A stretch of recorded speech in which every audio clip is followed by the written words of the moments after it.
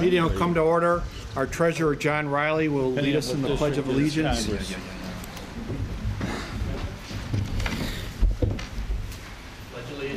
To the flag of the United States of America and to the republic for which it stands, one nation, under God, indivisible, with liberty and justice for all. John, thank you. Clerk, would you call the roll? Can we stand by 1 minute here?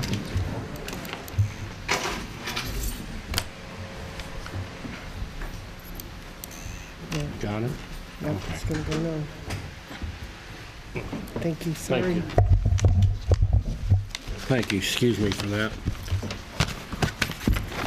Robert. Dave Abdallah. Here. Thomas Berry.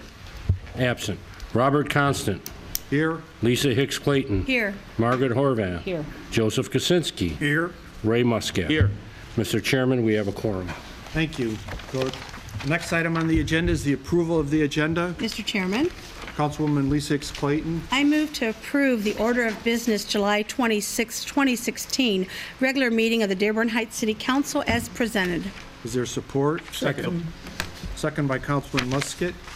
All those in favor, please state aye. Aye. Those opposed, the ayes have it. The next item on the agenda is the approval of the minutes from July 12, 2016 meeting.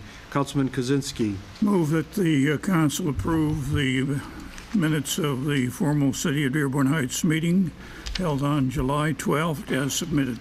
Support. Support by Councilwoman Lisa Hicks Clayton. Hearing no discussion, all those in favor of the motion, please state aye. Aye.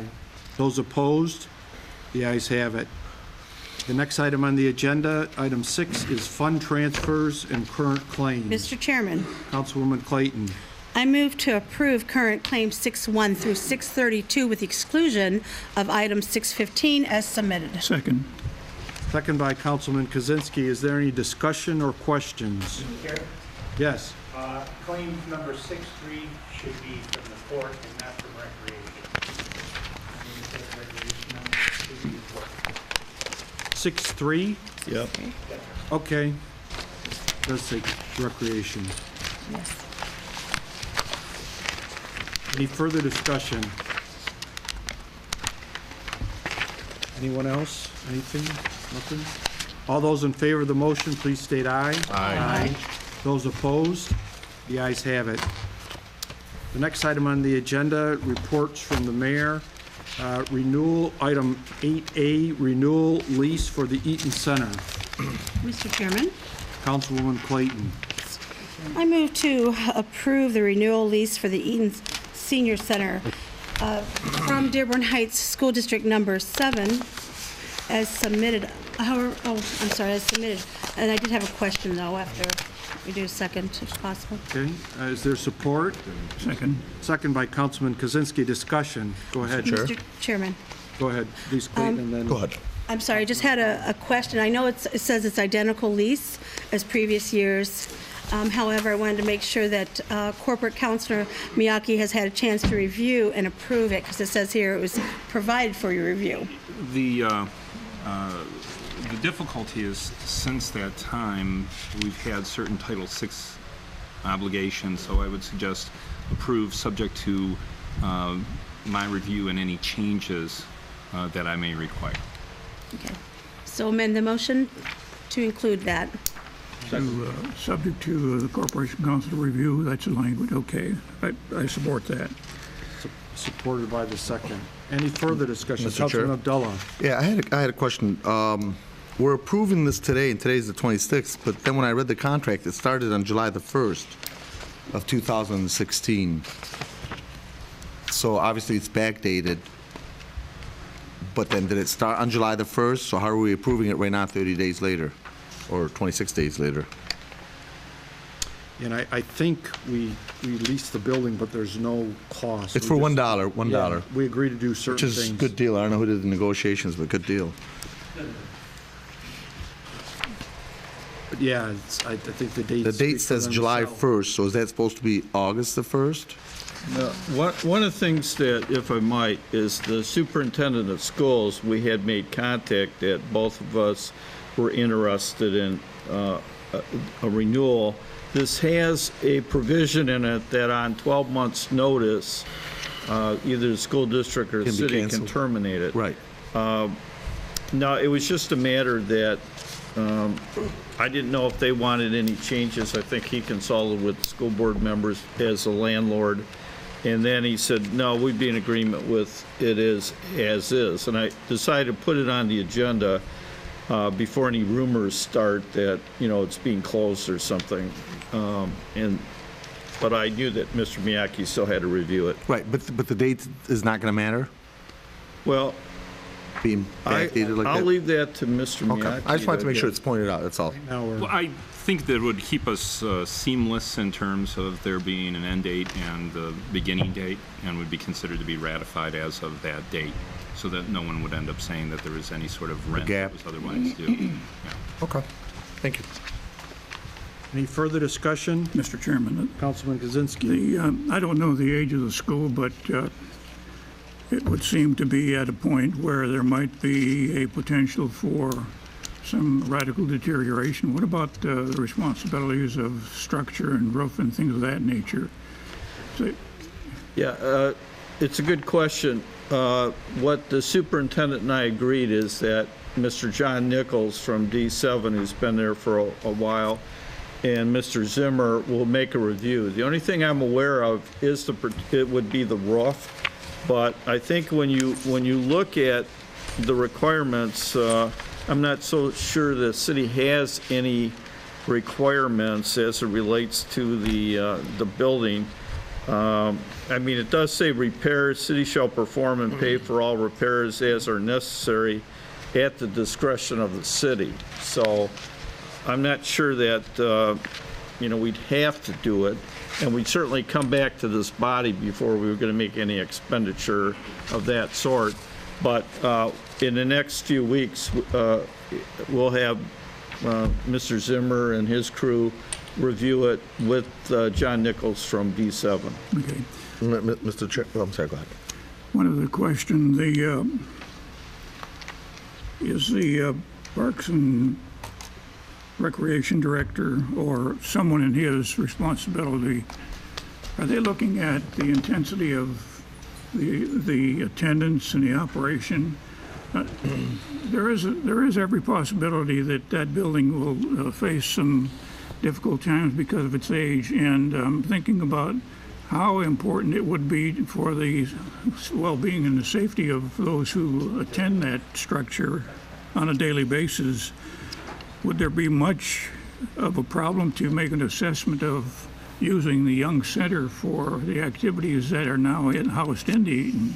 I think this is a kind of a forward-looking issue that we ought to take a look at. If we're not compiling any data as to the intensity of the use, is it increasing, decreasing, or stable, we might have to wrap that up in a short order in case that building ever closes.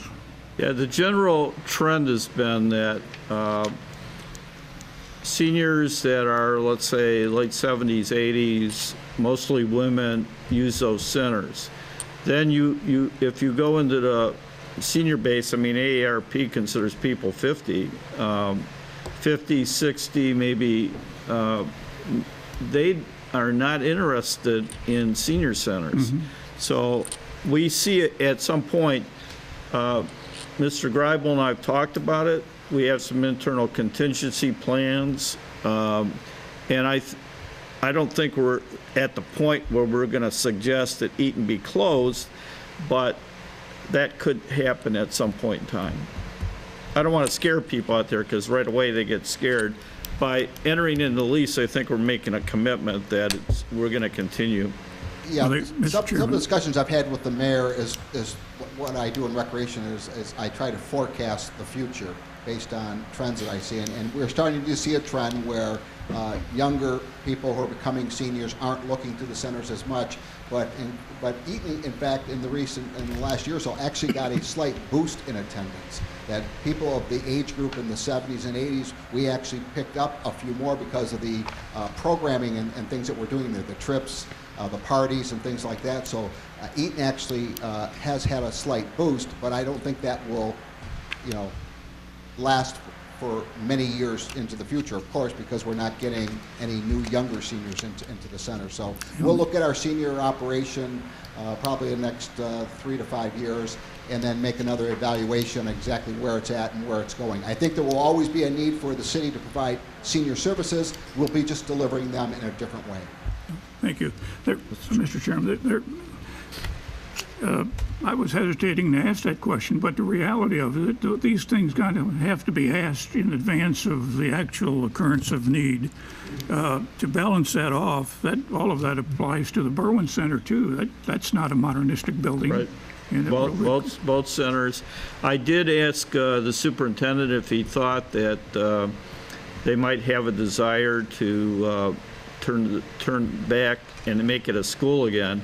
But there is a provision that when you leave a school empty for 12 months and 1 day, you then, if you restore it back into service, you got to bring it up to current code.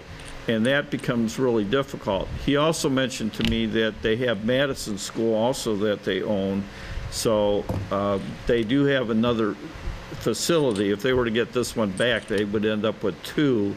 Although they have seen some increase in enrollment. So we don't know how that's all going to mix. His point was in the next 12 months, they do not believe they're going to need the school back. So they would like to continue, and I told him I thought it was our desire based upon the budget being approved with it existing for another year. Thank you. Councilman Abdallah. I just wanted to point out to Mr. Kaczynski where they do address that is on clause number 11. It does say in there, city shall perform and pay for all repairs as are necessary at the discretion of the city. So it'd be at the city's discretion, but if a roof is leaking badly, I don't know if there'd be much discretion. I think we'd have to just replace it. Is that correct? We've been warned that we're getting towards the later life expectancy of the roof. I would ask Mr. Zimmer, I think he has seen it. I have not seen pails around the building when I've gone there, but I mean, we have more leaks in City Hall here than they have at Eaton. No, but I just want to point out and clarify that it would be our responsibility. Exactly. Yeah, and that's precisely why I was alluding to that. And that would be a concern. Yeah, I can see where you'd be concerned. The safety and well-being of our people and that structure is extremely Sure. important. Thank you. Any further discussion? Hearing none, all those in favor of the motion, please state aye. Aye. Those opposed, the ayes have it. The next item on the agenda, also from Mayor Pletko, Annapolis High School Homecoming Parade. Mr. Chairman, Councilman Kozinski. I move council agree with the Mayor Pletko and authorize the parade to occur, the homecoming parade to occur on the indicated date, and they have the support of the police chief and the fire chief for any kind of needs that are anticipated or in fact occurring. Second. Second by Councilman Abdallah. Any discussion? Hearing none, all those in favor of the motion, please state aye. Aye. Those opposed, the ayes have it. The next item on the agenda, also from Mayor Pletko, Crestwood High School Annual Homecoming Parade. Mr. Chairman, Councilwoman Clayton. I move to approve the request and grant permission for the Crestwood High School's annual homecoming parade on Friday, October 14th, 2016 at 5:30 p.m. Police Chief Gavin and Fire Chief Brogan have approved the route and will provide any service as they may require, as outlined in 8C. Second. Second by Councilman Kozinski. Any discussion? Hearing none, all those in favor of the motion, please state aye. Aye. Those opposed, the ayes have it. Next item on the agenda from Treasurer John Riley, Investment Funds Report for June 30th, 2016. Mr. Chairman, Councilwoman Horvath. I move that the council receive note and file item 9A from Treasurer Riley, the investment fund report. Support. Support by Councilman Musket. Any discussion? Hearing none, all those in favor of the motion, please state aye. Aye. Those opposed, the ayes have it. Next item on the agenda from Administrative Assistant Christine Laszlo, request for proposals for pre-demolition investigation and survey of asbestos and hazardous materials. Mr. Chairman, Councilwoman Horvath. I move that the council concur with the mayor and have the city of Dearborn Heights advertise for quotes as outlined in the attached package. Second. Second by Councilman Kozinski. Any discussion? Mr. Chairman, I just want to make public, it's a anyway, it's an investigation and survey of asbestos and hazardous materials. It's a package. By Corporation Counsel Harry Kalagerakis. That is a Greek name. Is there support? I didn't want to touch Second. Second by Councilman Kozinski. Kozinski, any discussion? Hearing none, all those in favor of the motion, please state aye. Aye. Those opposed, the ayes have it. It's pronounced just like it looks. I don't know why everybody's having problems with it. The next item on the agenda, also from Administrative Assistant Christine Laszlo, the Wayne Metro Community Action Agency Agreement for Water Residential Assistance Program. Mr. Chairman, Councilman Clayton, I move- Councilwoman Clayton. I move to approve the attached agreement and authorize the mayor and city clerk to sign the contingent on Corporation Council's approval, including any changes he may require, as outlined in 9C. Support. Support by Councilman Musket. Any discussion? Mr. Chairman, Councilwoman Clayton. I just want to say thank you for the effort to meet with Great Lakes Water Authority and bring this forward. I know I've received calls from residents asking about the RAP program. So again, I want to express my appreciation and thank you for the work done on this. Any further discussion? Hearing none, all those in favor of the motion, please state aye. Aye. Those opposed, the ayes have it. The next item on the agenda from Police Chief Brogan, purchase of a 2016 Ford Taurus automobile. Mr. Chairman, Councilman Kozinski, last time I checked, he was a fire chief. Fire Chief. I move the council concur and accommodate Chief Brogan with his request for a new 2016 Taurus SEL. The state bid accommodates the need for competitive bidding in the amount of $23,663, payment due upon delivery from the Signature Ford Company, all according to the definitions of the item in 9D. Support. Support by Councilwoman Clayton. Any discussion? Chair. Councilman Musket. Could I ask the chief a question about the pickup truck that it's replacing? Hi, Councilman. What is that? Is the truck that it's replacing, is that going to stay with us or is that going to be traded in? Well, we always take a look at the needs of the city before we're not trading it in when we purchase it. If there's a need in the city to keep it within another department, maybe we might do that. If not, we often will sell it through the police auctions. That's what we've done in the past with our vehicles that we've gotten rid of. And one more question, if I may. Go ahead. And how is this going to be paid for? What budget is this, from where is it coming from? It's coming from the fire department budget. Okay, thank you. Councilman Abdullah. He answered the question. Thank you. Any further discussion? Hearing none, all those in favor of the motion, please state aye. Aye. Those opposed, the ayes have it. The next item on the agenda, item 9E, from Public Service Administrator Bill Zimmer, 2016-2017 Street Repair Program Recommendation of Award.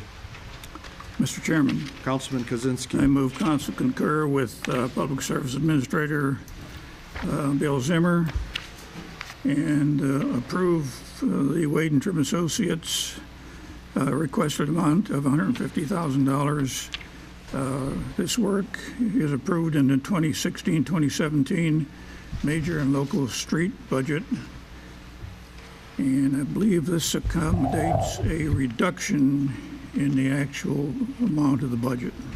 Second. No, that's another one. This is recommended award of a work activity. Second by Councilwoman Horvath. Any discussion? Hearing none. All those in favor of the motion, please state aye. Aye. Those opposed? The ayes have it. Next item, 9F, also from Public Service Administrator Zimmer, 2015-2016 Street Repair Program, Change Order Number 3 and Pay Certificate Number 7. Mr. Chairman, Councilwoman Clayton. I move to concur with Public Service Administrator William Zimmer and approve payment certificate number 7 in the amount of $148,089.96. Payment certificate number 7 includes the contract decrease of $20,687.50 as reflected in change order number 3 and outlined in 9F. Support. Second. Second by Councilman Musket. Any discussion? Mr. Chairman, Councilman Kozinski. this is the issue that indicates a decrease in the amount of the work activity. Speak into his mic. Said it's, this is the one that indicates a decrease in activity. Any further discussion? Hearing none. All those in favor of the motion, please state aye. Aye. Those opposed? The ayes have it. The next item on the agenda, item 9G, from Recreation Director Ken Greibel, Swapka Park Tennis Court Replacement Project. Mr. Chairman, Councilwoman Horvath. now bear with me on this because you're good, Ken.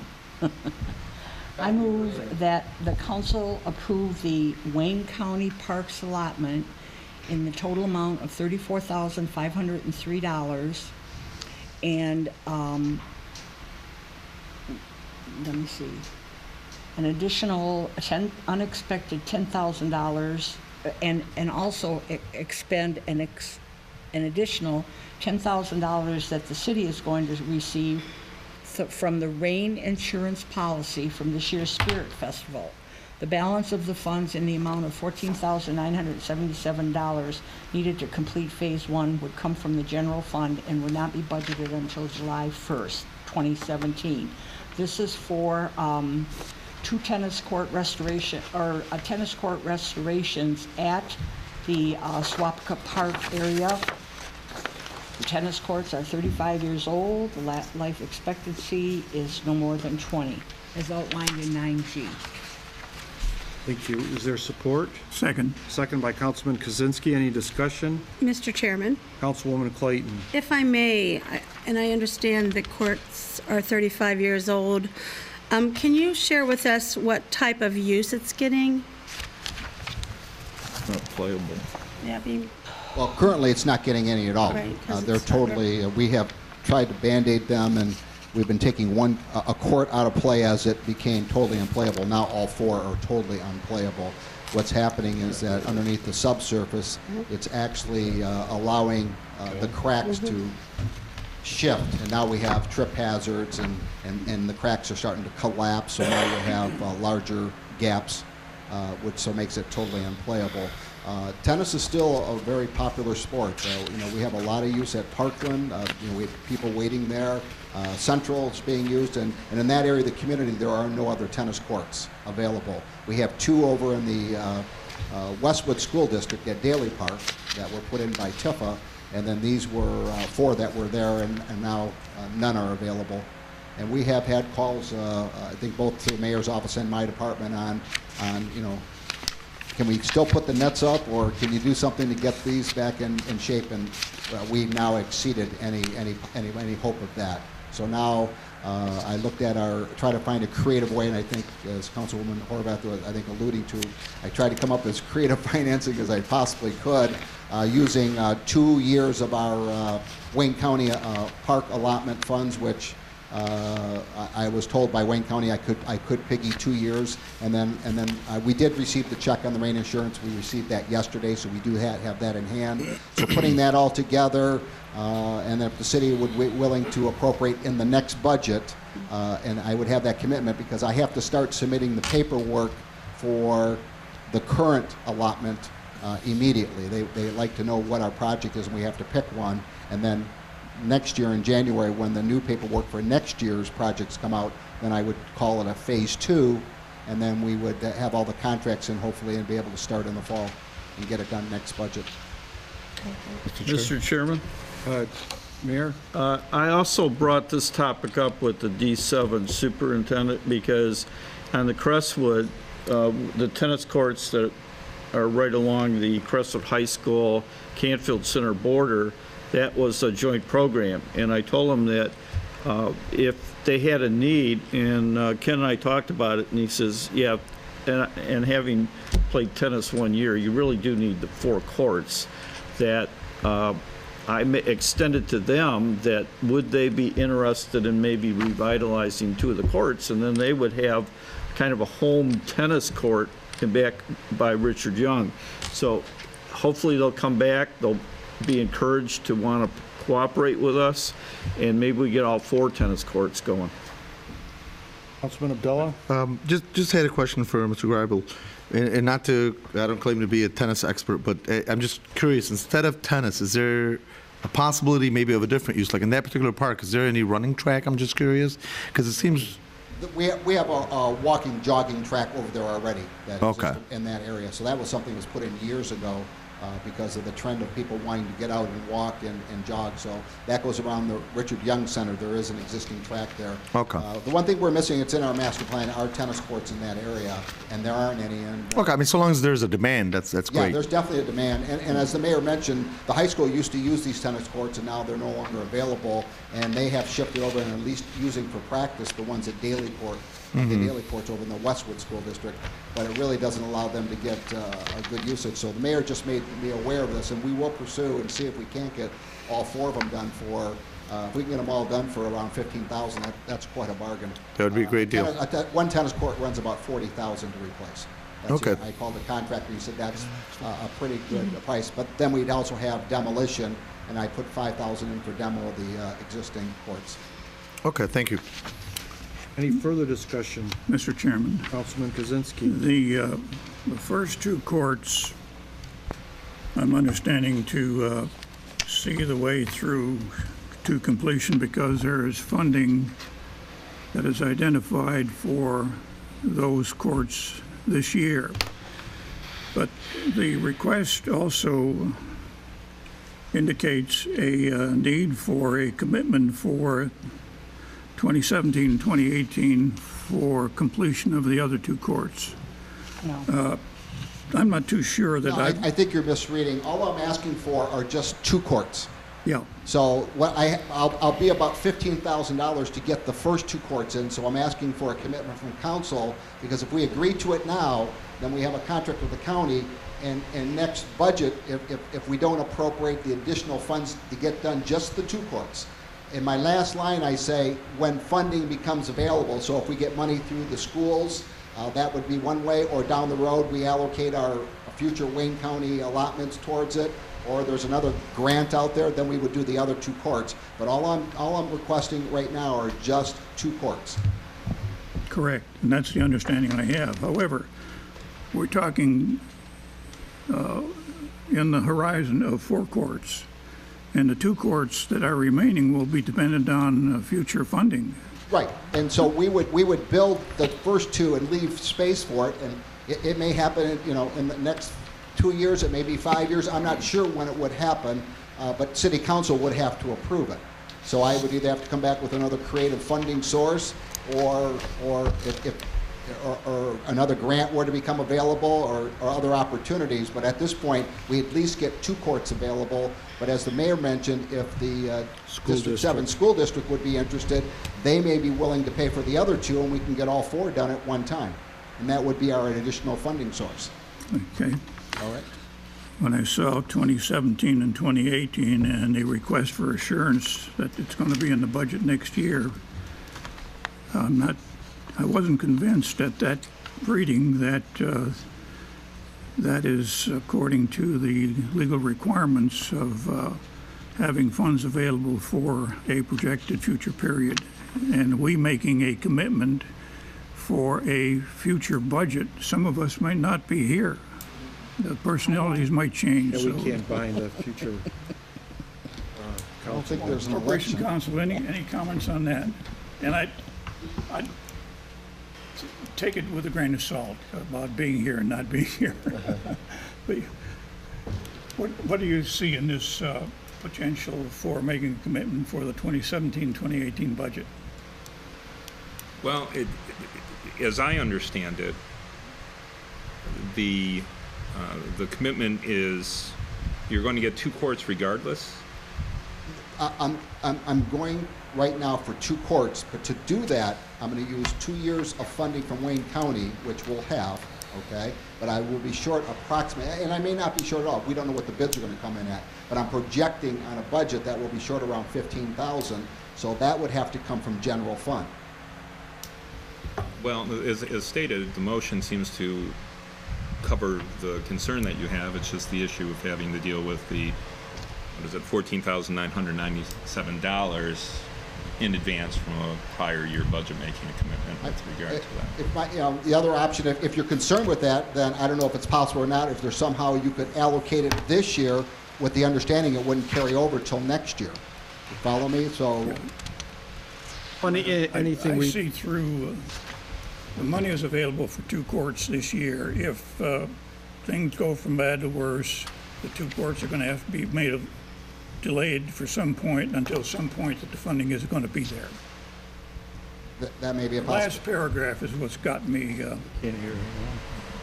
a little concerned. I think we're over.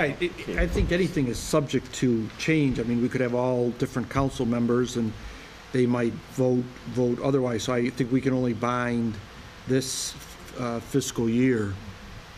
I would ask the mayor to comment if he's, Well, there are other things that we're committed to that go over one budget year. A item that we use quite a bit is tax 99 monies, and it may be that we buy the purchase now, but we fund it over the next 3 or 4 years. Those are commitments that the council, I would believe that a future council would not interfere with this and allocate the money because it then affects the parks money Yeah, grant, and we'd lose We that. would then lose the parks money. I mean, that would be the recourse, I guess, if we weren't to go through with the project. And the other thing is the amount of the money. If we were talking, let's say, $1 million, $2 million, I think that there would be a lot of concern. In a $44 million budget, I would hope we can come up with $15,000 to do this. and then it's possible that the school district may also want to pitch in. That's a I made that overage to him, and we'll wait for the superintendent to come back. Mr. Chairman, Councilwoman Horvath?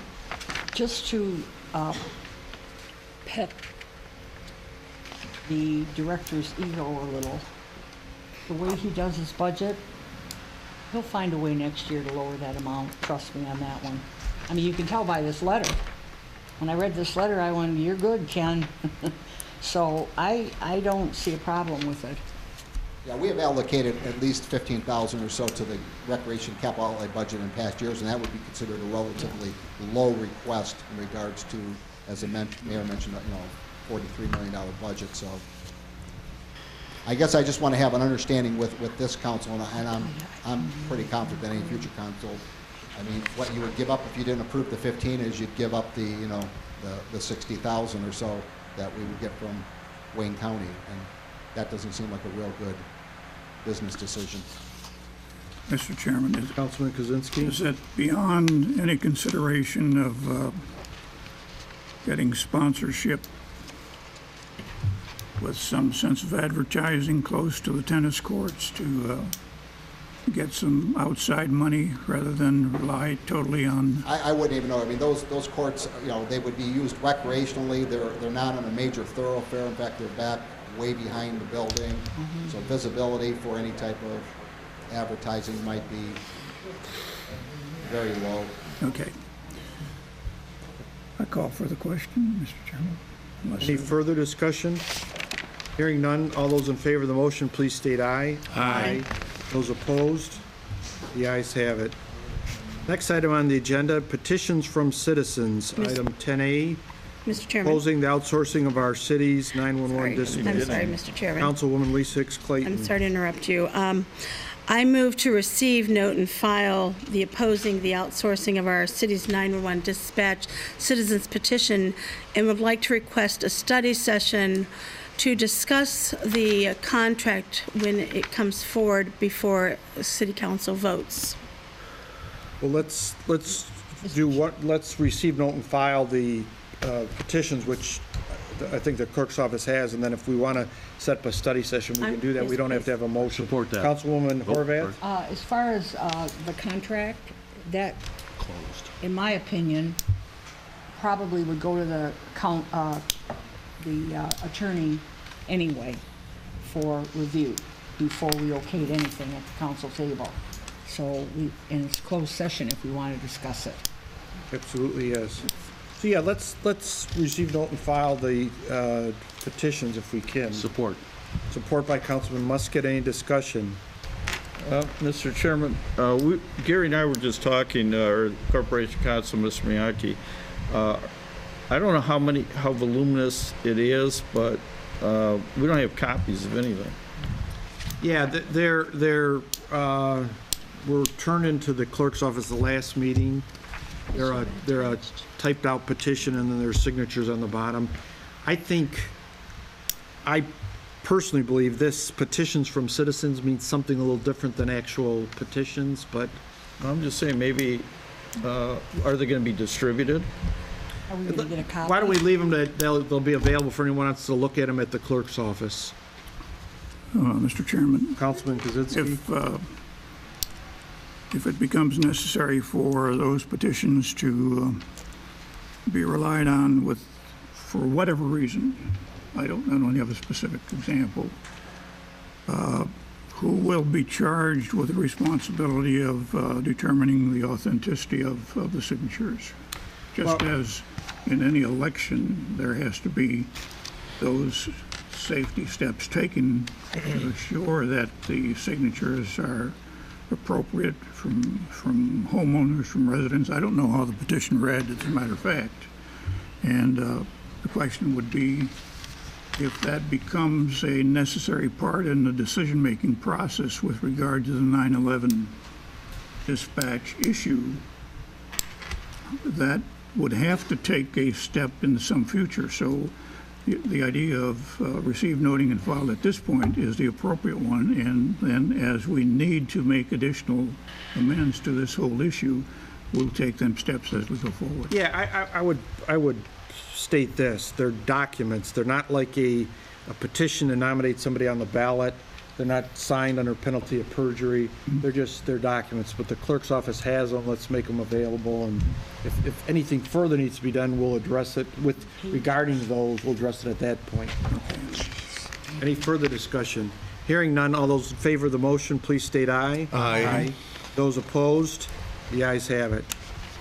The next item on the agenda, item 13A, business license renewals for O'Grady Irish Pub, Rusty Crow, and X Drive Auto Sales. Mr. Chairman, I move. Councilman Kozinski. Move to approve the renewals of the applicants indicated in 13A, as well as a new business license that is attached as 13A number 3.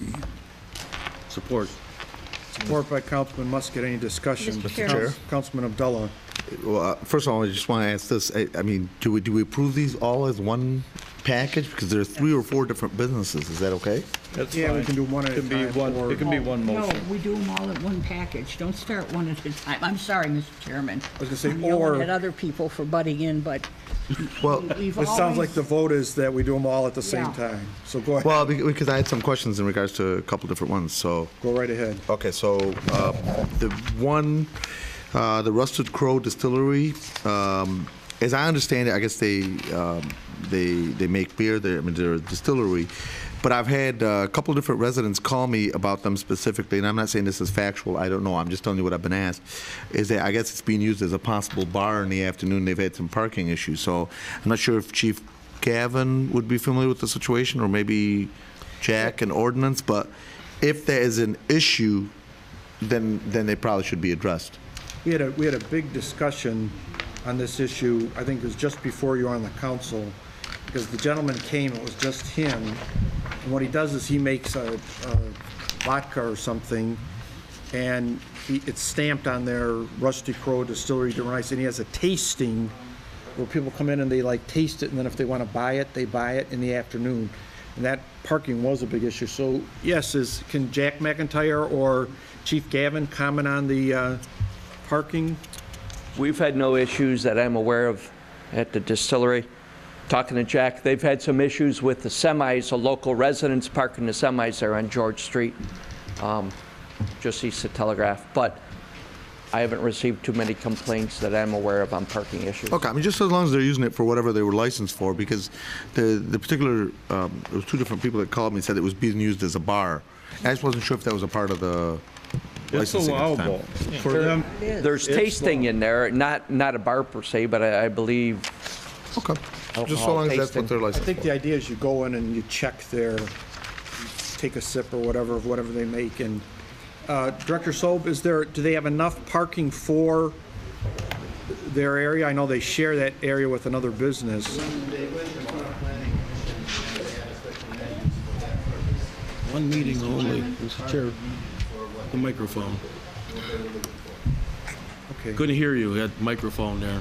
Yeah, if you Sorry, repeat okay. what you just said. I'm Direct- saying when they went in front of Planning Commission and they had the special land use for that particular business, they provided the parking that was there was adequate for their use. Thank you. Thank you. Any other discussion? Mr. Chairman, Councilwoman Clayton. with the new business license for X-Drive Auto Sales, and I did read through the Planning Commission's notes and what they're applying for. The question I had, because they are listed as automotive repair, I'm wondering if they're going to be, and I did not see it in the notes, is why I'm asking, they will be spray painting as part of the repairs, and if so, has the adequate exhaust been addressed as well as permitted for spray painting? Anybody? Director Sobe, do you? As far as we're concerned, it was just an auto repair. It has nothing to do with spray, so it's not a collision. Okay, all right, thank you. I'm sorry, Councilman No, Agogo, that's do you all- have any other questions No, that's about sufficient. any other businesses? Nope. Any other licenses? I'm sorry. Mr. Chairman, Councilman Kozinski.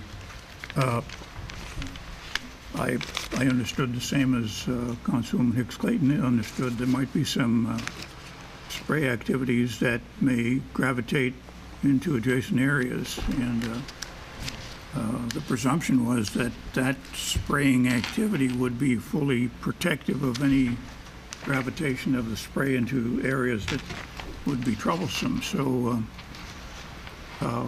what would be appropriate to do in this case if they don't have the appropriate shielding for spraying? Well, then they shouldn't be allowed to be doing the spraying out there because auto repair spraying is not included. Okay, so should the motion be amended to exclude this license until we determine if all of the spraying equipment is in place and proper? Well, so they're getting a license for sales and to do some collision, but not, if they want to do. Repair. spray- Repair, not collision. Yeah, repair work, not collision. And not spray painting. So if it turns out there's that use, they'll get a violation. Yes, like I did mention at the beginning, it's a repair facility, it's not a collision shop. Mr. Chairman, why don't we take the step of withdrawing that one from the motion and assure that the appropriate, there are some health issues. The state might come in there and make some trouble for us as issuers of the license if the spray gravitates outside of the appropriate areas that the work is being done. Repair work is not that much of a problem, but certainly spraying is a health issue of immense proportions. Director So, but you indicated they're getting a license to sell autos and to repair autos only, correct? That's correct. Mr. Chair? Councilman Musket? Is repair, now, there's two separate issues, repair and collision. They are specified in our ordinance that way, of repair and collision, because repair is repair. Repair is not collision. It's Okay. Two separate. So, I mean, because we've had this problem along the lines of at Beach Daily, where people have complained about spraying goes on. Repair is what you see at gas stations right now, or separate, or, you know. Okay, so as service long stations. as we're separated here and it stands It has firm. nothing to do with paint, no. So we have this on record then. Corporation Counsel Miyake? Yeah, the only concern is it says used auto sales and collision on the description of business Yes. activity. Right. There probably should be some clarification with respect to that, so there's not a misunderstanding about what is allowed. Because it would appear that, from what Director Sobis said, is that they're not supposed to be doing collision, but they may be under the mistaken impression that they are able to do collision, because it says, again, description business activity, used auto sales and collision. Director Sobitz, it indicates here, under for office use only, they're paying for a license for auto sales And collision. and for auto repair only, so, This is it, auto sales and repair. But that's not what our paperwork here says. well, the name of the business is Tom J. Collision, but then underneath it, it says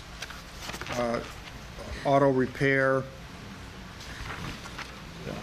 I'm not familiar Mr. with what they're doing. Mr. Chairman, I'm sorry.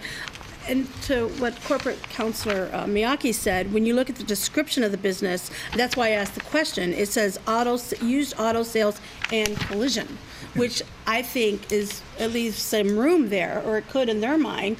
That's why I asked about the spray painting, because I knew there had been a problem at another facility, and I wanted to make sure that either if they're going to do it, they're equipped to do it correctly with the exhaust and what they need, and they're permitted. Filters. Otherwise, they shouldn't be doing it.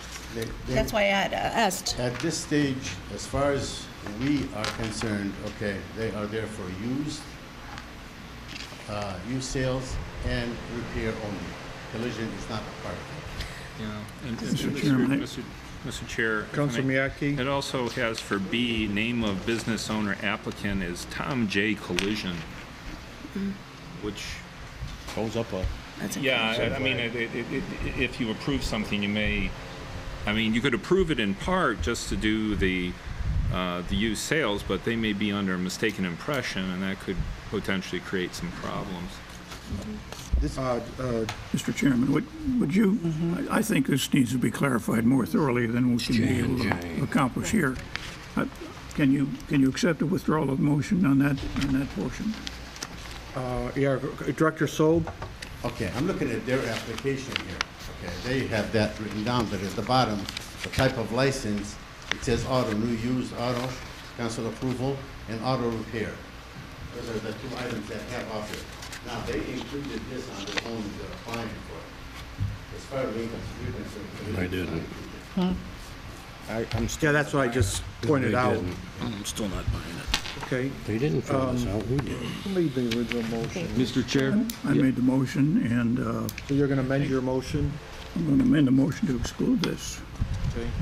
Councilman Musket? I was going to follow up on Councilman Kozinski's that we need to remove this until we find out for sure what kind of work they're going to do, because there's just too many different things here going on this piece of paper for me.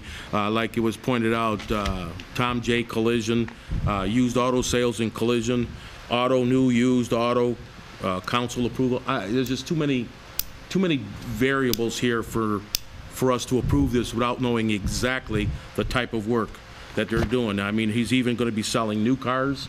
It's kind of hard for me to believe that, too. Councilwoman Mr. Horvath? Chairman, if you'll notice on the application where Director Mohammed says that they filled this in, the clerk filled that in. That auto, new, used, that's the fees, and that was all filled in by the clerk's office. Okay. So do we need a second for his motion to?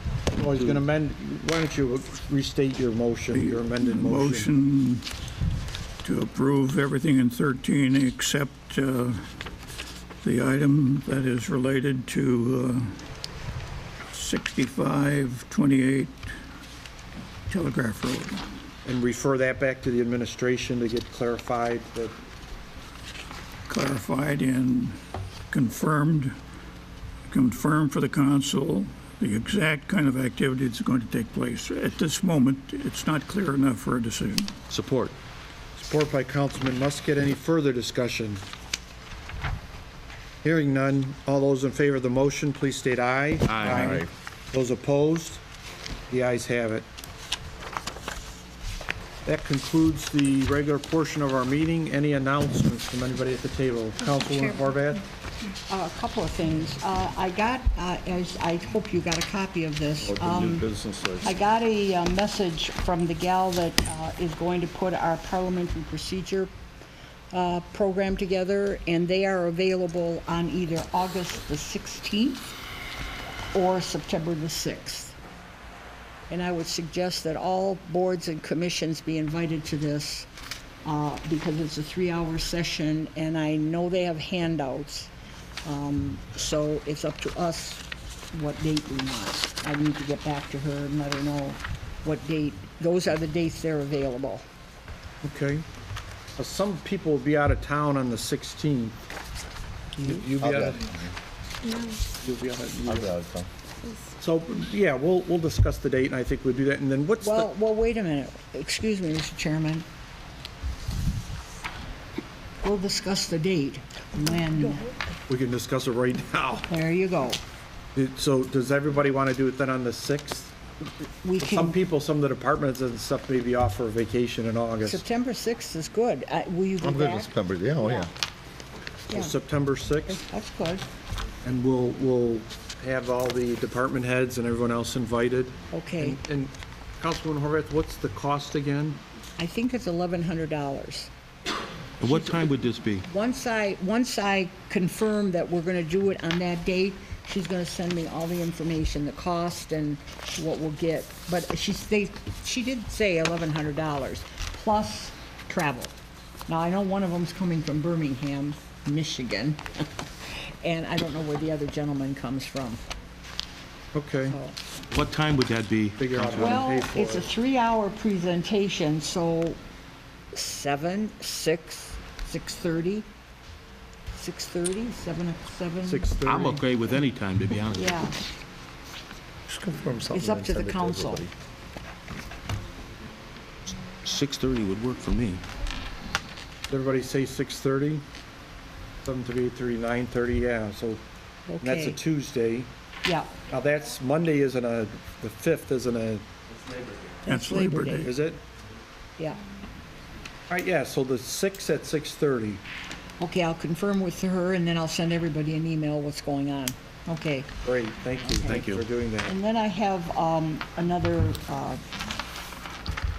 you know me, I hate to beat a dead horse. No, I don't.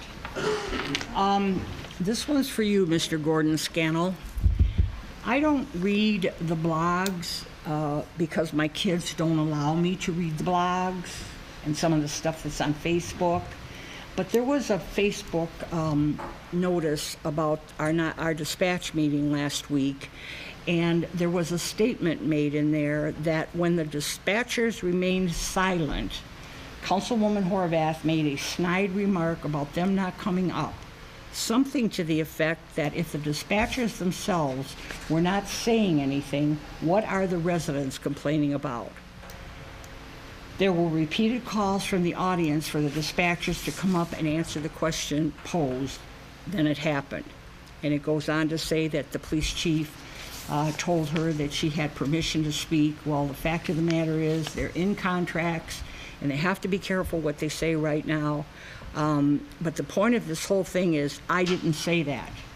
I stand up for the citizens just like everybody else on this council does. And I'm concerned about the citizens just like everybody else on this council is. And I have been concerned about the citizens for 25 years, okay? Now, what I said was, I leaned over to Councilman Kaczynski and I said, if they wanted to talk, they would have gotten up. They've been put on a spot.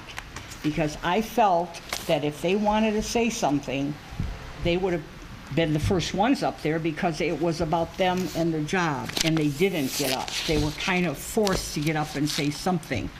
Because when we had our original meeting, and some of them were here, they were told that we were going to have that meeting last week. They'd all be invited, and if they wanted to speak, they could get up and say whatever they wanted to say. Apparently, they didn't feel that they wanted to talk, but one of them ended up talking because they were put on the spot. The second thing is, it says here that, remember, the chief is one of those who is appointed and serves at the pleasure of the mayor. No, they don't. Both fire and police chief go through a battery of testing, oral and written. And the top three are there are three, and then the top of those is the person that's chosen for fire chief and police chief. Our mayor has nothing to do with the appointments of our chiefs. Dearborn, yes. Here, no. So I want to make that clear. I'm done. Thank you. Thank you, Councilwoman Horvath. Mr. Chairman. Any other announcements? Councilwoman Clayton. Thank you.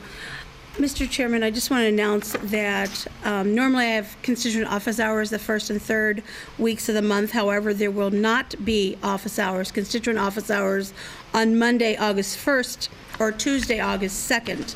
Next office hours will be on Monday, August 15th at the Berwyn Senior Center, 10 a.m., and Tuesday, August 16th, 10 a.m. at the Eaton Senior Center. And then if I may, I have something that I've written I'd like to share real briefly. During the current events nationwide, our law enforcement officers face unsurmountable challenges each day. Law enforcement work is more than a job to most who get involved in it. Law enforcement officers are never off duty. They are dedicated public servants who are sworn to protect public safety at any time, any place that peace is threatened. We need safe communities. The backbone of our nation's domestic defense will continue to be the men and women in local law enforcement and emergency services. So what I want to ask of you to consider is Tuesday, August 2nd, is the annual National Night Out. We've been doing this for years to raise awareness of crime prevention and encourage community partnerships with our local law enforcement officers. I think we've done a great job in Dearborn Heights with that. So with that, I want to say that evening, please consider switching out your porch light to a blue bulb, and let's turn the night blue in show of support for our law officers. Thank you.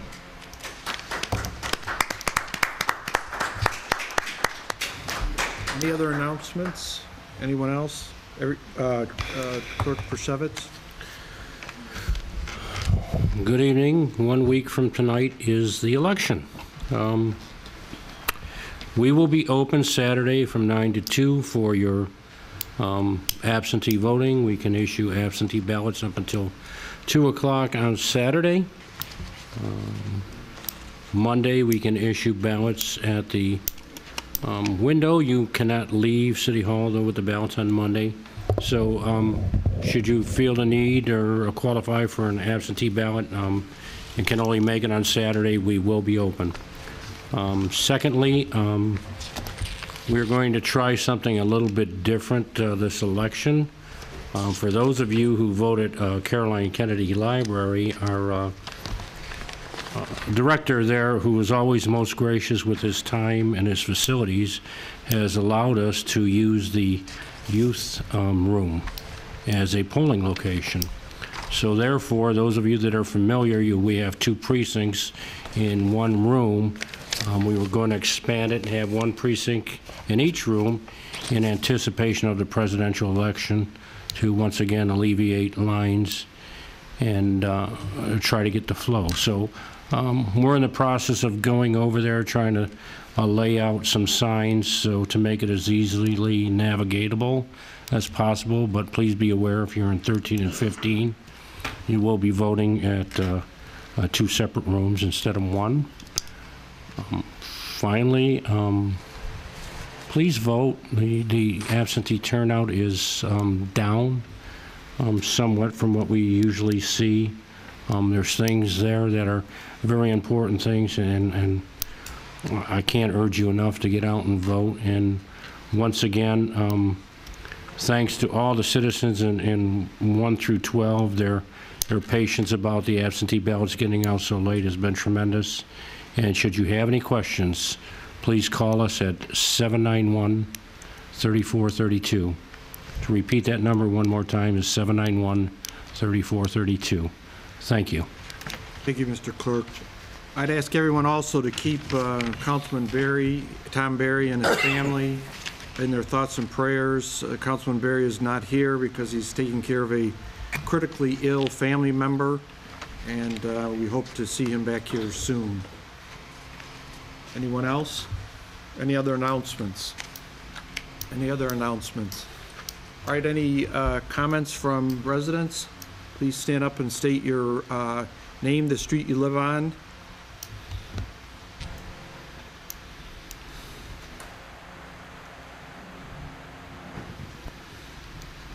As Todd, you know the procedure.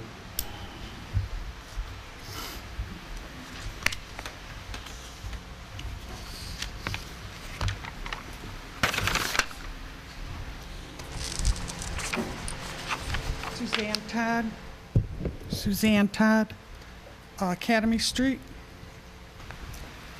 As you can see, Council Chair, as you can see from the petitions that were presented to you earlier, it is evident that many people want to keep our 911 dispatch here in our city because consolidation has shown a major downfall to be an increase in response time that could mean loss of brain function, destruction of heart muscle, or bleeding to death.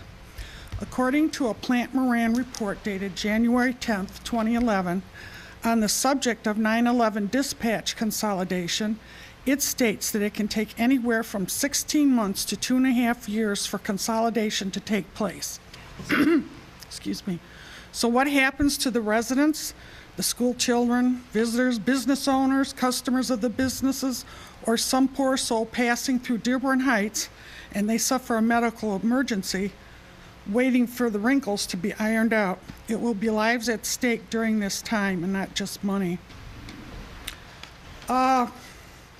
Dearborn wants us to be their customers and come to them only with our money and the number of people, regardless of what their PR man tried to force down our throats the other night. The written word is what counts here. They do not want us to share in the authority or governance of their 911 dispatch center. Why this lopsided, one-sided agreement ever came to the council is beyond my understanding and reason. The council should vote down any contract where we are not joint partners with joint authority. What gall is it for Dearborn? We can't share authority, but they insist we share the liability their dispatchers may cause. I have two questions. First, does that mean that if the contract goes into a study session that the citizens will not be able to look at that contract? Oh, two comments. Number one, that was a study session. Okay. The gentleman who was here, he was the consultant that's working on the project, Right. not a salesman. But the details, if there is one, he gave an outline, are still to be worked out. But if the mayor's office and the city of Dearborn come to an agreement, that would have to be approved by debated and approved by the council. But will the public be able to see that contract before the council votes on it? I don't see why not, Mayor. It's going to be made available to everybody, and there'll be a lot of discussion. We're not even at the point of entering into negotiations on the contract. I've been saying all along, people are forcing this like it's going to happen tomorrow, and it's not happening tomorrow. There is no active negotiations. I'm up to my eyebrows in negotiation on labor agreements.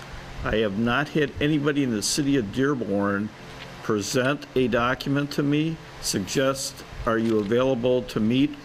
There is no agreement that I'm aware of, and I have not seen anything, and we're not actively negotiating. At the point in time, if we receive an agreement, one of the first parties I'm going to turn it over to is Mr. Miyake, and we'll make it available to everyone that we're starting negotiations, but we have not started. Will we be able to see it? See Yes, the I contract? said yeah. The answer is Okay. yes. Okay, well, the reason why, Mayor, this is something that will come up, and this is something that affects every person. It's not like everybody floods or everybody has rat problems, but everyone will be affected by this, and that's why we're starting out early. I have just one other question, Council Chair. Could you name a successful consolidated 911 dispatch center in Michigan that has the governance model that Dearborn is proposing to our city?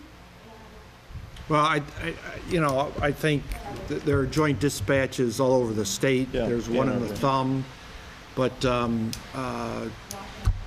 Chair, one let me- meeting only. let me check into that, and It's we'll have to Washtenaw get back to County, you Ann there. Arbor. Yes. Mr. Councilwoman Chairman, Horvath? they stated that night, Washtenaw County and Ann Arbor. Yep. All right, Washtenaw County and Ann Arbor has that governance of Yes, that, under that group. that Ann Arbor has the sole authority?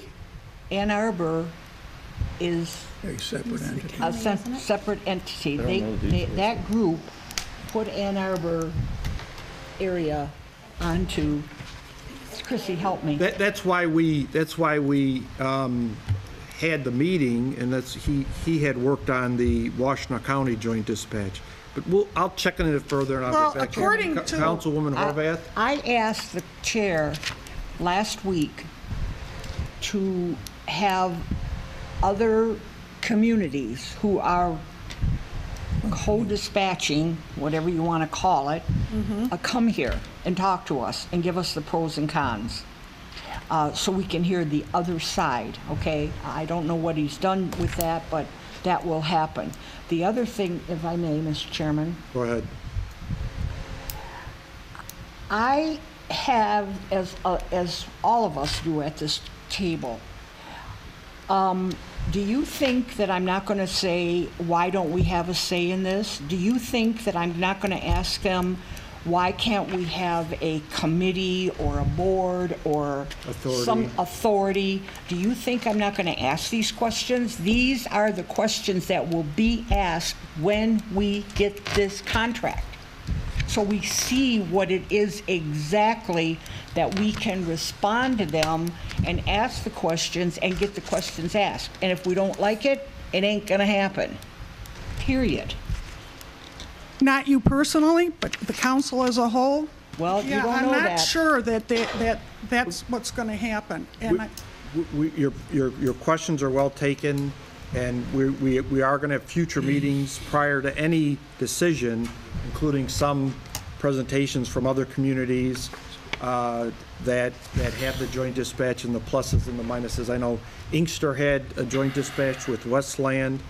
I'm familiar with that. So, but those are all questions that will be asked. Okay, are you familiar with the 29-page from the Michigan government that lists all the dispatch centers and the consolidated dispatch centers? Are you familiar with that? I'm not familiar with that. Okay, well, you need to familiarize yourself with that, because actually, in Wayne County, there's only 2 consolidated dispatch centers. That's the Downriver Communications Center and the Downriver Central Dispatch. That's it. Now, this agreement with Westland, Inkster, it's not considered a, a formal agreement. Okay, Oakland County has none.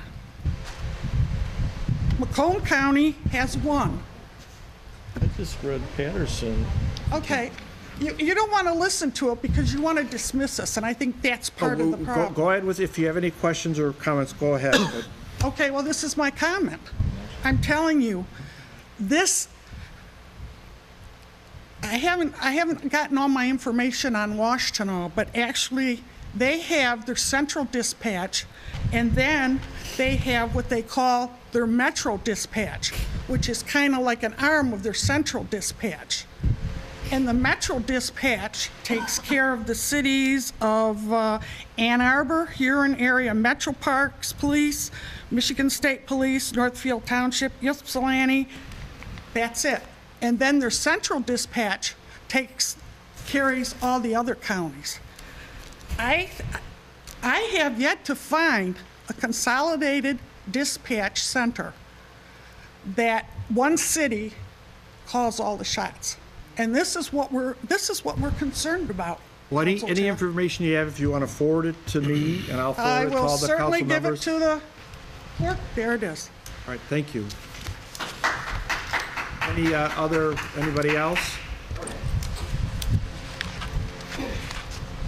State your name, the street you live on. Deborah Brown, England. I live on Silvery Lane. To address the dispatchers that were here at the meeting last time, or the study session, I saw what she did. There was probably 3 or 4 dispatchers here. I'm not sure how many. They looked like they were blindsided. They all sat there like, I'm not going to say anything. And when the one finally did get up, she did ask the police chief if she could speak. She did. I agree. Yeah, she did. She went up there and asked if she could speak. And the first thing is right out, she is, I had to ask if I could speak because what you want to do is basically going to make me lose my job. And I think that's what we have to look at too, is, I understand that maybe those are questions that you might ask about consolidation, who has responsibilities and stuff. And the mayor saying that we're getting all up in arms. Well, yeah, because that's our families. Those are our people that we're worrying about. The dispatchers, the fire, the police, our families, our family members, our loved ones that all affects. I mean, that affects every one of them. And Mayor, I have a question for you, is that I've heard a lot that you were already in talks with Dearborn a year after we purchased our dispatch center.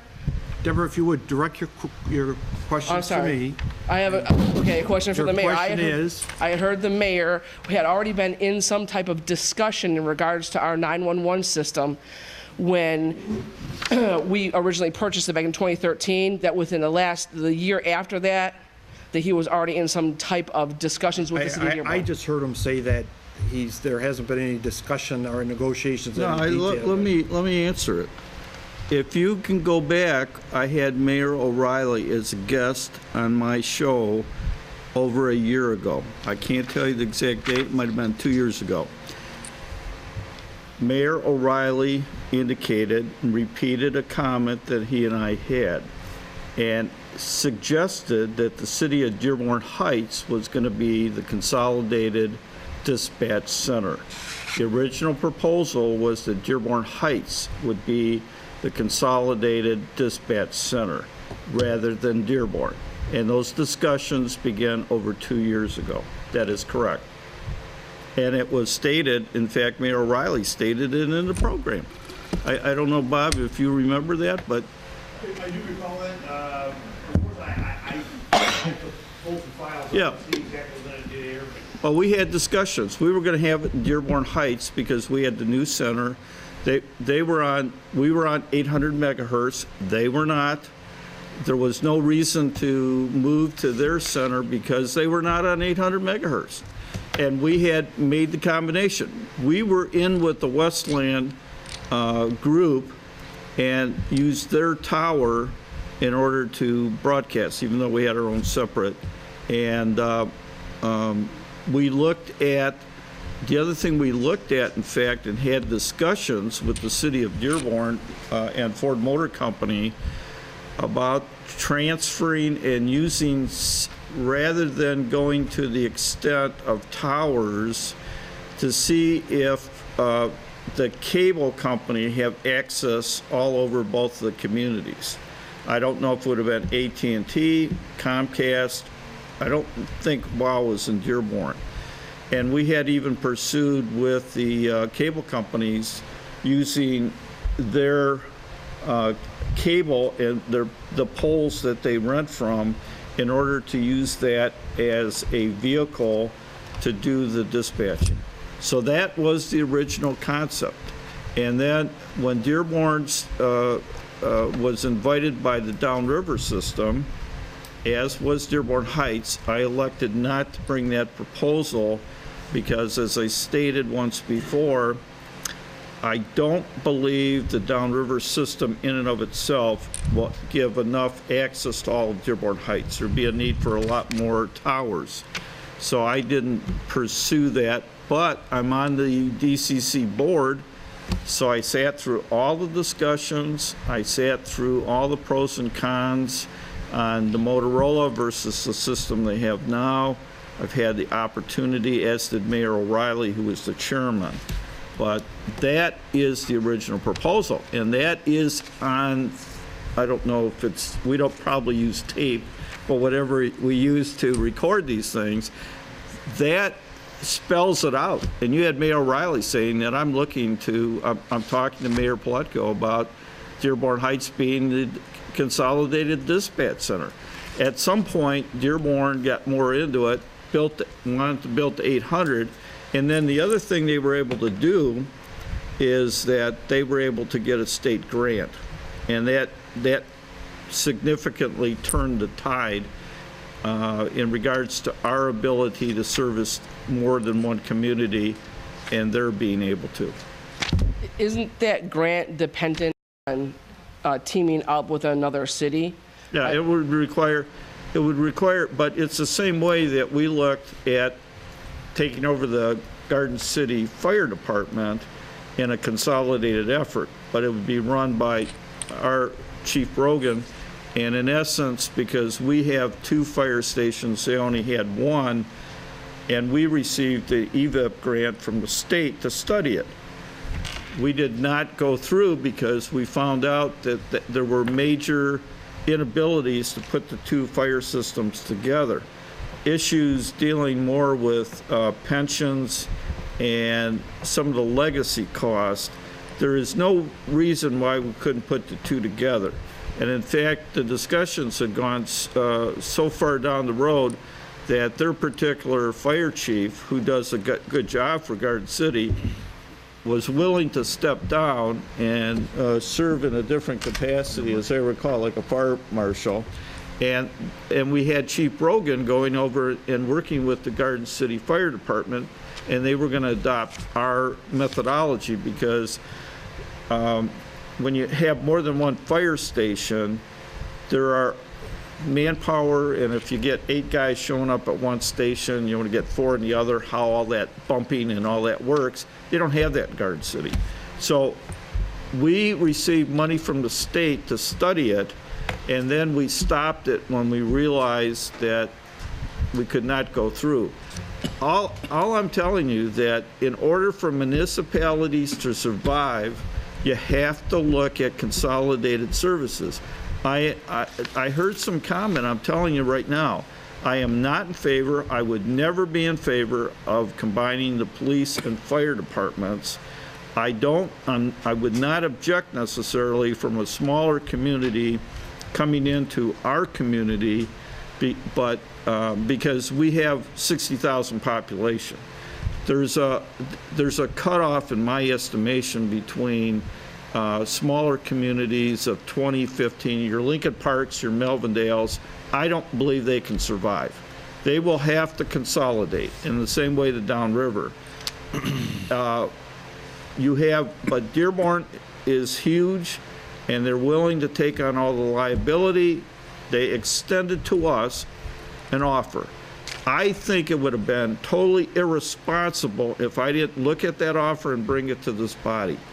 And the movement got, I think, too politicized, and we just need to look at as to whether or not this is a good process or not, and follow a natural course of studying it and saying, after we study it thoroughly and we have all the input as to whether or not it's a good decision or a bad decision. I think that's how good management works, and that's, I would expect nothing less from everybody that sits at this particular table.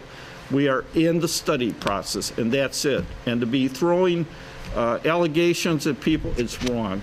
It is absolutely wrong, Deborah. And it was originally an intent to have Dearborn Heights be the dispatch center, whether you believe it or not, and it's on that tape. That's fine. I didn't accuse anybody of anything. I was asking. yeah, Deborah, It sure sounds like last week and this week, it's been accusation after accusation. You haven't been willing to listen. I am listening, and I'm all for consolidating when it's to the benefit of our citizens. Dearborn needs us in order to get that grant money. Dearborn needs us because of our equipment. They need us. We don't need them. You got to understand that we understand, we get that.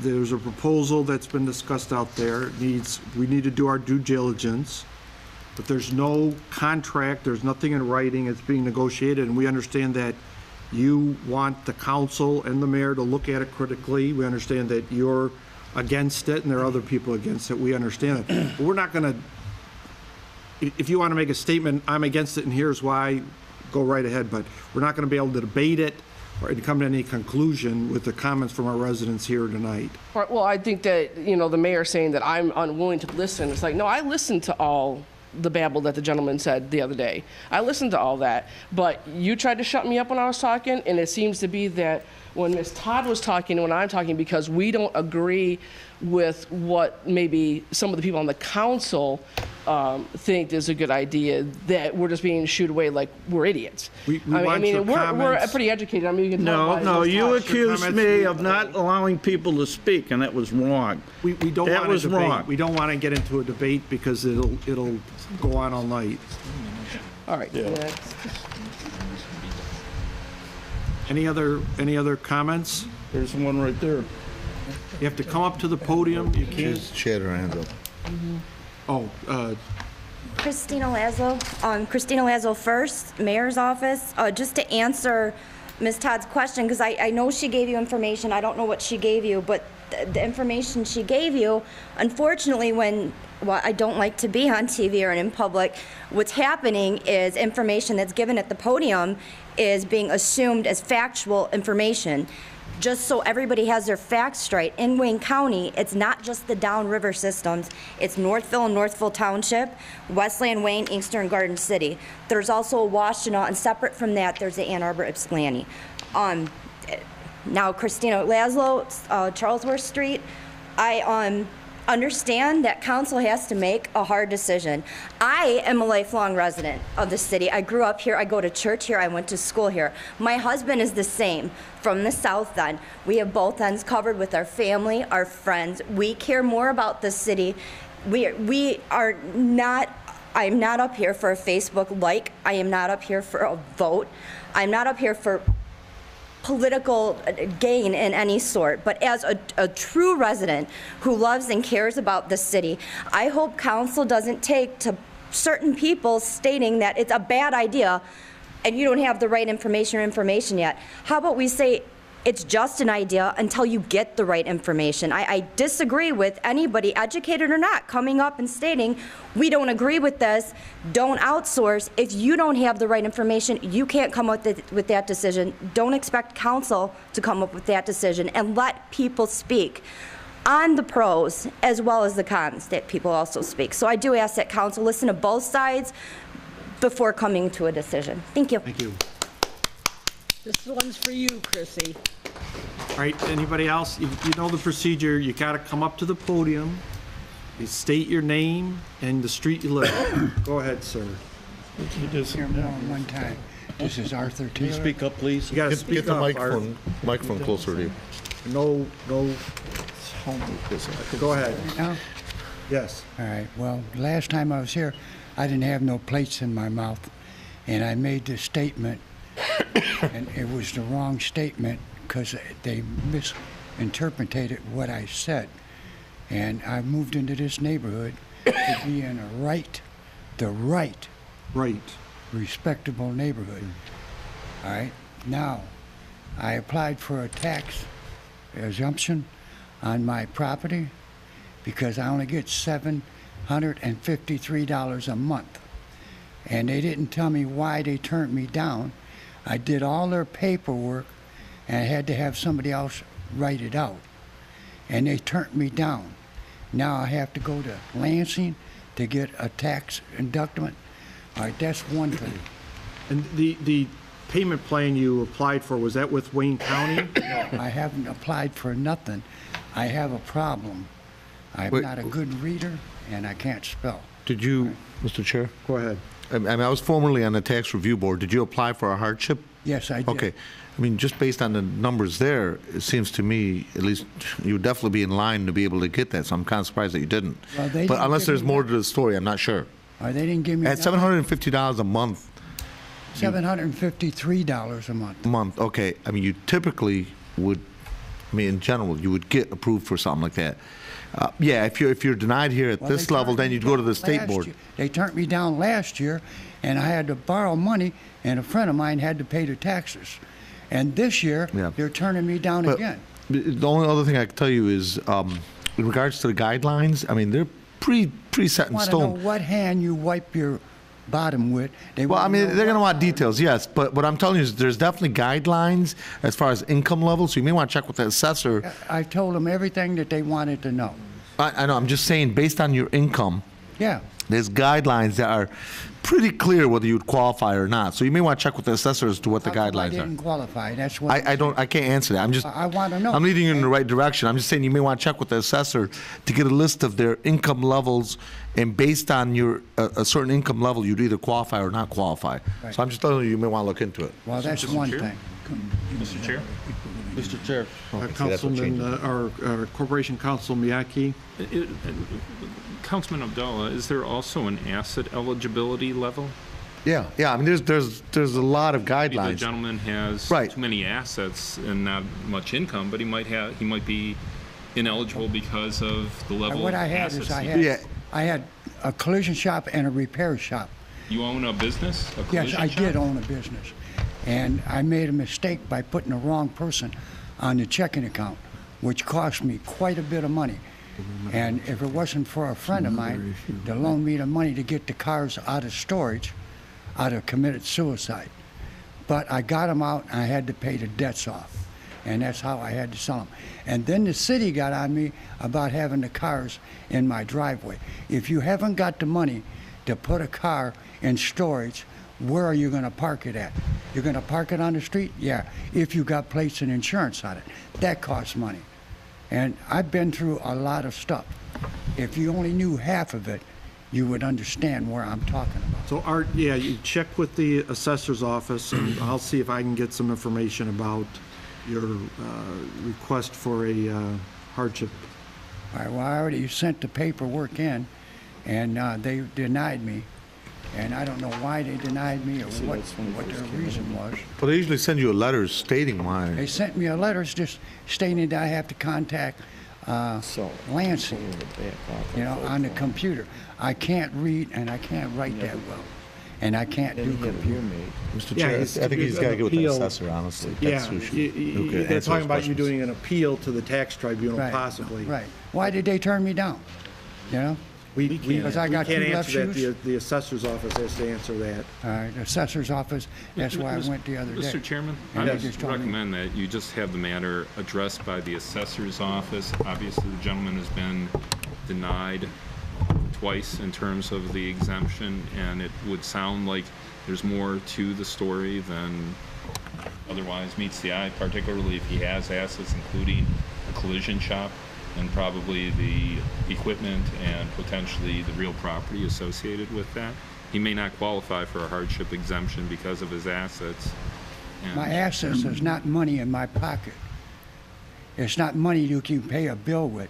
It's- And that's the what they vehicle- check. the vehi- Councilman Kozinski? The vehicles that I've got, all right, they look like newer cars, but they're not. They got old drivetrains in them. And a lot of people think that they're worth a lot of money. They're not. Councilman Kozinski? The Councilman Hotke has given a very appropriate bit of advice. I had the opportunity to help a lady in my neighborhood with regard to getting an extension because of her income. And the assessor's office will furnish you everything that you need to make those steps formidable and in stone. And there shouldn't be any difficulty at all with regard to the kind of income that is being described here. However, it's not personal income, it's household income. It's household income and assets, so assets. Well, what's my household income? It's what I get a check. It's in the bank every month on the Art, 3rd. we can't, No solution to this here. yeah, there's no solution to that here, so Okay, check with the and I got a assessors. I got a trailer in my driveway. It's got legal plates on it, and it's in my driveway. They sent me a letter, even from the mayor's office, to my house. If I didn't move it, they were going to charge me to move it, and they're going to put it in a police pound. I went around and had a friend of mine take pictures of trailers that are in the driveway, on their lawn, in their backyard, and they're harassing me. I haven't done nothing to nobody. You and I discussed this before, there are ordinances, and if you get a... But if I got pictures of trailers in the street and they haven't done nothing about it, why should they be bothering me when it's on my property, on my cement? Yeah, you talk with our ordinance director, Jack McIntyre. Well, let's not regarding talk that. about his name. Let's just say somebody wrote me up and they said the mayor is involved with it as well. I got the letter in front of me. Point of order, Mr. Chairman. Yeah, Mr. Chairman, since my name got brought, I felt sorry for Art. I cruise, I've got a couple collectible cars. He has more than a couple, but he parks them in the front lawn. There were numerous complaints about the cars. He and your roommate, the guy that was renting from you for a while? He wasn't renting, he was staying because he didn't have no place to stay. Okay, but he came in and we talked about Art's had a successful business at one time. He's come on some bad luck. I feel very bad for him. I actually told the ordinance department to back off, to give him time to do something with those vehicles. And when you're a mayor, we got to follow the laws and ordinances. I feel passionately for people, and we try to, maybe bend a little bit, that give people some time to solve their problems. And as neighbors were complaining, I had to tell ordinance that I gave you over a year to fix this, and the vehicles were still there. So yes, the ordinance went out and ticketed them. I am not sure exactly, but I mean, I know that you don't get a lot of income. I'm not sure exactly, because we went through this last year as to why he got denied by the assessor, but it's the provisions on income come before this body and get adopted, and they're based upon the poverty levels. How he does not qualify getting only $703, I can't answer that right now. I know that I have pursued that. The other thing is the fellow that lived with you for a while, after he left, he came and saw me.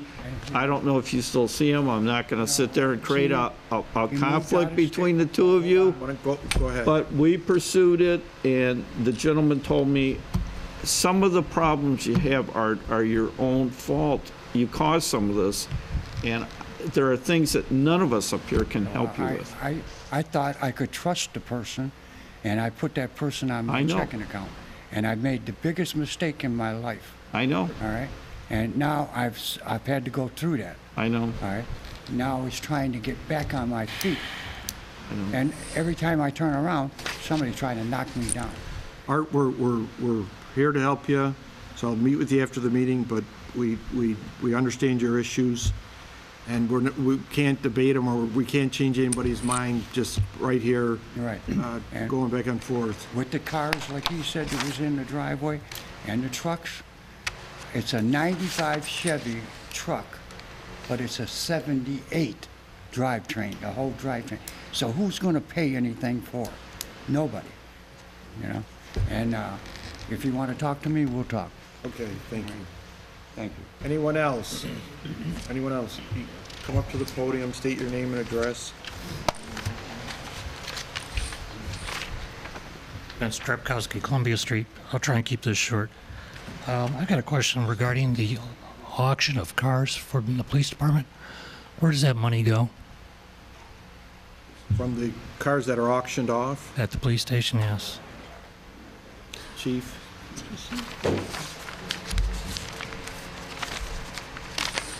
We have a couple different cars that get auctioned. We have cars that are confiscated by the Narcotics Bureau. When those are auctioned off, that money stays in the narcotics fund. Cars that are abandoned or towed from an accident and not claimed, when they're auctioned off, some of the money goes back to the owner.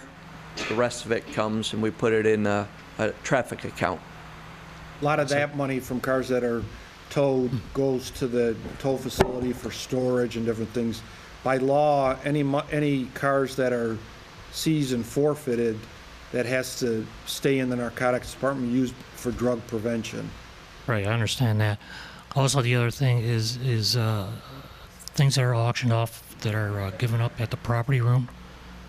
Where does that money? I didn't hear. You gotta speak up. I don't think, we don't auction anything off out of the property room, do we? No. That's got to stay as is. I understand it's got to stay for a certain amount of time, but after a while, that collects and collects, and it's got to go somewhere. After a while, when it's been there so many years and the case is closed by the detectives, we have one officer, a property room officer, Officer Turley. What he does is he takes that stuff, and there's a company that gives us X amount of money, and they put it out on eBay or whatever. But that's property that is from a closed case. When the prosecutor signs off, detective signs off. That's very limited. Very limited in funds. Because basically what I'm trying to find out here is if we can get some of this money to help pay for our dispatchers. Okay, and the other question I had was Wayne County prosecutor has an office at the Justice Center, and they're paying rent. I believe that money go towards? Mayor? Yes. Yeah, that money is, it's not thousands of dollars. I think it's around $20,000 a year, and that goes right into the general fund. That is already the building, all the items that we have had with repair and maintenance on the building, that's where that goes towards. Okay.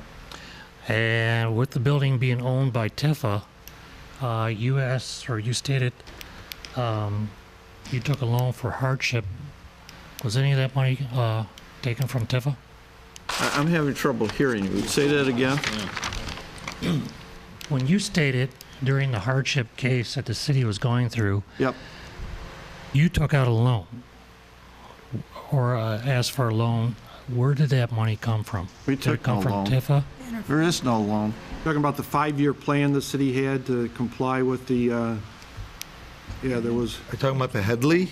No, there was. No, what happens is there's a cash situation, and then let's say like we don't really make profits, but a P&L. At certain times of the year, because the treasurer collects the money. Right now, you're collecting the taxes, but at the end of June, we have some pretty big payments that we have to make. We make the payments to the pension funds.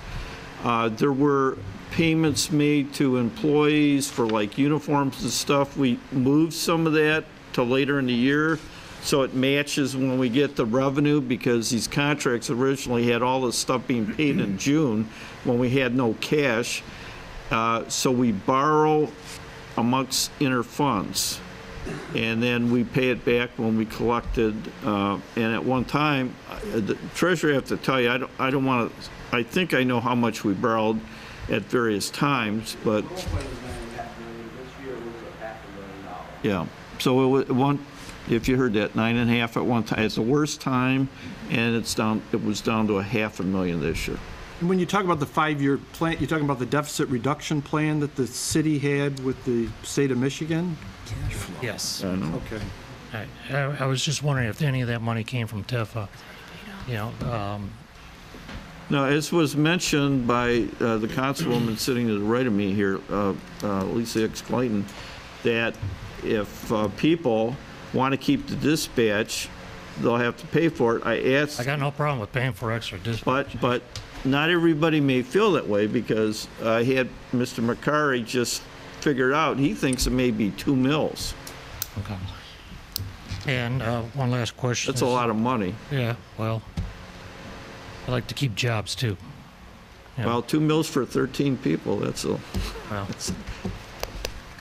I've known them for over 10 years. I've worked with them. I'll try and just keep this real short. The trash collection contract, any word on what's going on with that? we're going to make a presentation to the council. We've gotten 3 quotes. We've analyzed them. There are 2 quotes that were competitive with one another, one that was so far out.